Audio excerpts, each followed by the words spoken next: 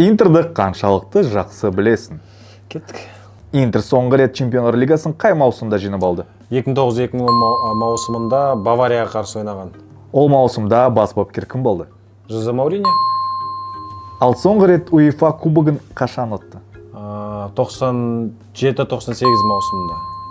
Өткен маусымда серияда Интердің ең үздік сұрмергені кім болды? Тюрам. Лаутаро Мартинестің Интерге дейін ойнаған клубы? Серияда ойнады, кажется. Ривер Плейт? Жоқ, Бока Хуниорс. Расинг. Расинг, я. Клуб тарихындағы ең қымбат трансфер? Кім? Лукаку? Дұрыс. Қазіргі Интерді кім жаттықтырады? Кристиан Киву. Интер мен Милан үшін ойнаған 3 футболшыны ата? Ибрагимович, Чалханаглу, Роберто Баджо, Роналдо ойнады.